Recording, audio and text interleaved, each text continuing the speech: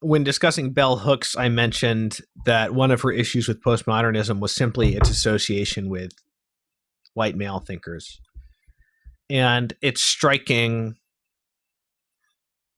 how much from here on out the proliferation of these different sub-theories becomes, in my view, increasingly based on just pettiness, just petty grievance. Oh, well, this theory is too associated with this ethnic group or sex, so I have to come up with my own offshoot.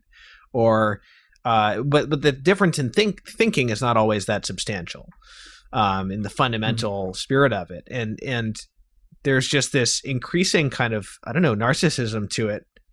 And in fact, it's precisely the sort of pettiness that and jealousy that one expects from academics, because academics have a tendency of coming up with a slight modification of somebody else's idea and then vastly exaggerating its groundbreaking significance and how far it departs from what had been said before. Am I right about that? That's a thing, right? Oh, well, certainly academic pettiness and sort of ladder climbing and whatnot. Yeah, that is very much a thing. I will say, though, that it does kind of fit the postmodern knowledge principle, right? That if you have a different position in the grid of power, you just think different thoughts. At least that's the claim, right? So I guess in that way, it supposedly kind of makes sense, right? That a black woman would have a very different standpoint than, say, a gay man, or especially a black woman in America from a gay man in France, right? I'm talking about Foucault himself. And so therefore the ideas will have to be different, but also because a lot of the postmodern theories are about recognition. It's about ascribing, I don't want to quite say normality, but it's ascribing some kind of more elevated status, shall we say, than they think that they have. And therefore, kind of being an agent and being recognized as an agent is part of the purpose of these theories. Right. And so to be recognized as an agent, I have to, have all of these novel ideas and theoretical innovations ascribed to me or to my group. That demonstrates that we're agents. We're not just, objects of somebody else, of Foucault or Judith Butler or whoever.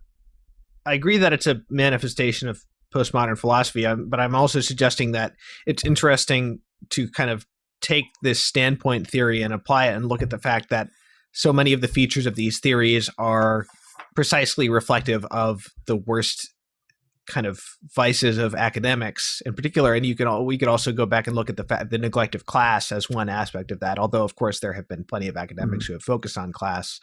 But it's just kind of interesting to look at that and see the particular pathologies of academics as going along very nicely with some of these, like this the ultra focus on language, for example. Being sure. Of them. I mean, that I think you're right, Thomas. I mean, I think it's fair to say that postmodernism is a class ideology. It certainly suits the interests of a particular group of people, right? Intellectuals who spend all of their time manipulating words, right? This is a theory that says that the most important thing that happens in human society is language. Oh, and it just happens that I'm a professor of English, and what I do all day long is I read texts and I interpret them, and that is the most important stuff that happens in the world, right? This is not Marxism where like productive labor, right, is the most important thing that happens. This is the kinds of things that professors in the humanities do. The claim is that's the most important thing that one can do in human society. So that makes sense. That there is this kind of class ideology part.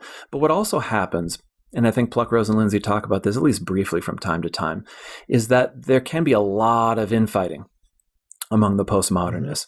If you have this argument about intersectionality, there's going to be constant fights about where exactly anybody sits on the hierarchy. And since there's so many different identity categories, that are not, it's not obvious how to rank them, right? So how does a white working class man rank vis-a-vis a black female college professor. We have to work all these kind of identity categories out in the hierarchies, and there is a lot of fighting and a lot of arguing and a lot of castigating.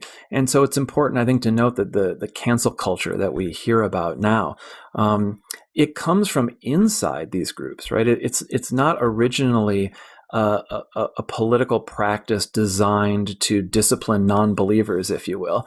Initially, and still, right, it's a political practice designed to discipline believers, people inside the group, to make sure that you know where you sit in the hierarchy and that some people are above and some people are below.